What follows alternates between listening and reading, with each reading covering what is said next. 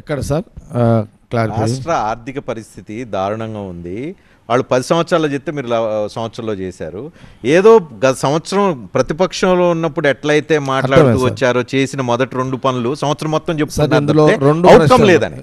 BJP శాసనసభ్యులు శంకర్ గారు party పరమైనటువంటి ఒక అంశము ప్రభుత్వానికి సంబంధించిన 2 విషయాలు మాట్లాడారు. ముందుగా కాంగ్రెస్ అధికారం వచ్చిన తర్వాత స్వేచ్ఛ వచ్చింది అనే మాట వారు ప్రతిపక్ష నాయకుడిగా పర్లేదు వాళ్ళు కొంచెమని అనాలి, పూర్తిగా అంటే వాళ్ళకి డ్యామేజ్ అవుతుంది బీజేపీకి.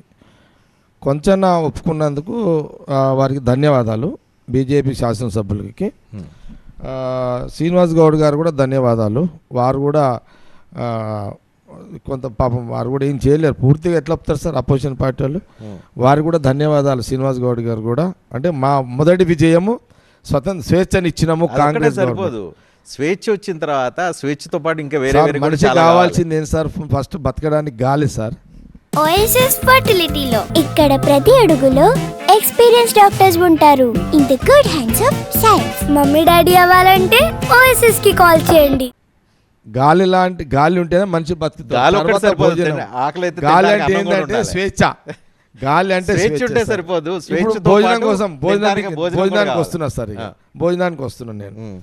గాలి ఉంటే మనిషి బతుకుతాడు. అలాంటి స్వతంత్రం డెమోక్రసీ మా ముఖ్యమంత్రి రేవంత్ రెడ్డి గారు రాహుల్ గాంధీ డైరెక్షన్ ఇచ్చేసి. ఎంత డెమోక్రసీ అంటే చిన్నది యాడ్ చేస్తాను చెప్పండి. ఫిరాయించుకోవటానికి ఫిరాయించినా కూడా బేజాత్తు ఫిరాయించి పక్క పార్టీ నుంచి గెలిచి మన పార్టీలో పోటీ చేసే అంత స్వేచ్ఛ వచ్చింది ఈ సంవత్సర కాలంలో. ఇప్పటి వరకు చూడాల.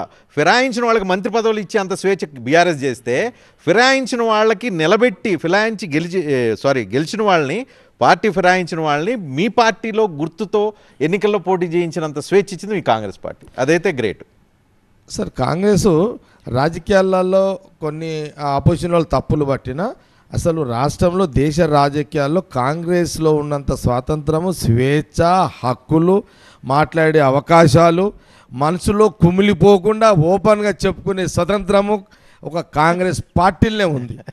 బీజేపీలో ఎవరైనా అంటే నాకు చాలా అనుభవాలు ఉన్నాయి సార్. నేను బహుశా అక్కడి నుంచే వచ్చిన ఇదంతా.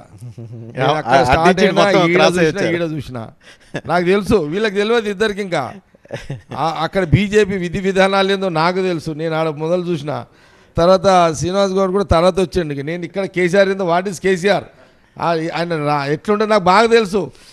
నాకున్నంత అనుభవాలు ఆ నాయకుల పట్ల వీళ్ళకి పాపం వాళ్ళకి తెలియదు. మొన్న వచ్చిర్రు వీళ్ళంతా.